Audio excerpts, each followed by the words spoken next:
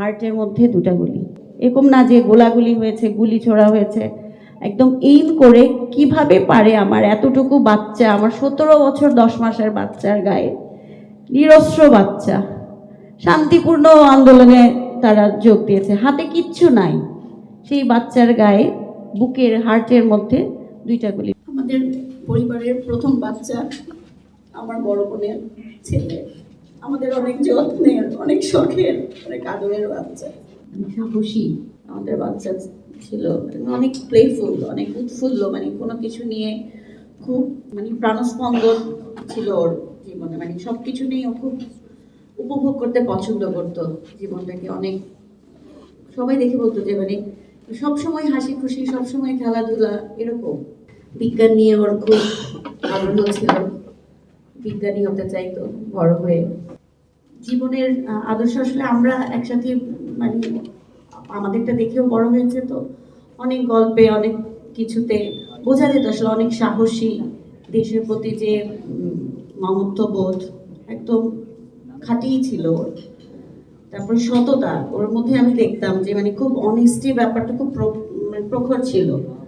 17-16 তারিখ বাসায় ফিরতে ফিরতে ওর প্রায় রাত 10টা বেজে গেছে। আমরা অনেক খুব টেনশনে ছিলাম, আমি ফোন দিচ্ছি, তখন ফোন ধরছে না। তারপর আমার বড় ভাই, ওর মামা ফোন দিচ্ছে, আমার বোনকে ফোন দিলাম, বলকি না এখনো পৌঁছায় নাই। রাত 10টার মতো বেজে গেছে। তো পরের দিন আশুরার বন্ধ ছিল, 17 তারিখ। ওই দিন সারাদিন রেস্ট করেছে, যেহেতু আগের দিন সারা রাত দিনই ওরা রাস্তায়, ওই ধানমন্ডির ওই 27 নম্বরে ওখানে ওরা জমায়েত হয়েছিল। 17 তারিখ রাতেও বললাম যে বাবা আর কালকে কিন্তু ঝামেলা হবে, যেও না। পরের দিন দুপুর 2:57-তে আমি খবর পাই যে এরকম গুলি লেগেছে। তা আমি প্রথমে আসলে বিশ্বাস করতে পারিনি যে গুলি লেগেছে নিশ্চয়ই। তার আগে 16 তারিখ যখন আবু সাইদ শহীদ হলেন, তখন ও আমাকে ওই ভিডিওটা আমাকে পাঠায় আমাকে মেসেঞ্জারে, বলকে দেখো মোনাম্মা কীভাবে গুলি করলো। আমি সেটাই তো, এটা তো আসলে বিশ্বাসযোগ্য না।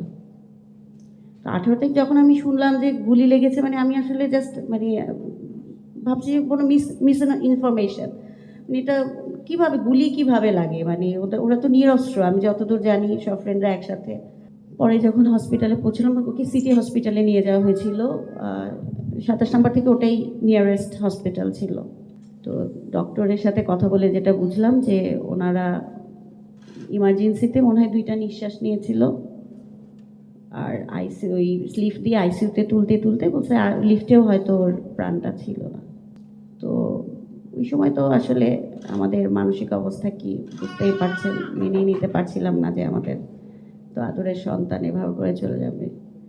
পরে ওর বন্ধুরা যেটা বলল যে আমার সন্তান, আমার বাচ্চা বীরের মতোই আসলে প্রাণটা দিয়েছে। এমন আগে যেমন পড়তাম না বিভিন্ন মুক্তিযুদ্ধের শহীদরা কিভাবে প্রাণ দিয়েছে, বললো যে ও যখন এরকম ধাওয়া পাল্টা ধাওয়া হচ্ছে, তখন 27 নম্বরে ওরা এক পাশে ছিল, ওই পাশে ছিল পুলিশ আর কিছু হয়তো অন্য রাজনৈতিক কর্মীদের দলের লোকজন ছিল হয়তো। তো বললো যে আন্টি বারবার ধাওয়া দিচ্ছে, আমরা একটা সময় আমরা গলির ভিতরে ঢুকে গেছি, গোলাগুলি হচ্ছিল যখন, তো বলতেছে ও আর আসে নাই।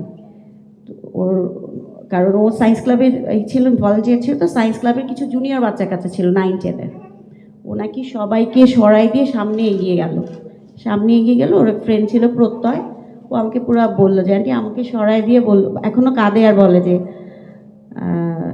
আন্টি আমার গুলিটা ফারহানের বুকে লেগেছে।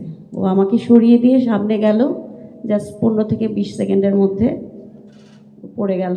2টা গুলি, হার্টের মধ্যে 2টা গুলি, একদম এইম করে, এরকম না যে গোলাগুলি হয়েছে, গুলি ছোড়া হয়েছে, একদম এইম করে কিভাবে পারে আমার এতটুকু বাচ্চা, আমার 17 বছর 10 মাসের বাচ্চার গায়ে, নিরস্ত্র বাচ্চা, শান্তিপূর্ণ আন্দোলনে তারা যোগ দিয়েছে, হাতে কিচ্ছু নাই, সেই বাচ্চার গায়ে বুকের হার্টের মধ্যে 2টা গুলি। ডক্টর আমাকে এটাই বললো যে অন্য কোথাও হলে বলতেছে আমাদের তো ম্যাম কিছু করার ছিল না, ওকে পেয়েছি, আমরা সময় পাইনি।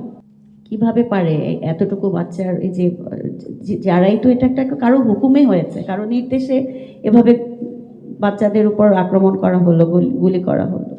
আমরা আসলে আমাদের তো আসলে হারানোর কিছু নাই, উই হ্যাভ লস্ট এভরিথিং। আমাদের জীবনেই শক্তি 90% আমরা হারিয়ে ফেলেছি। আমরা আসলে যতদিন বেঁচে আছি আমরা শুধু এই জন্য হয়তো বেঁচে আছি যে আমরা এর বিচার যাতে দেখে যেতে পারি।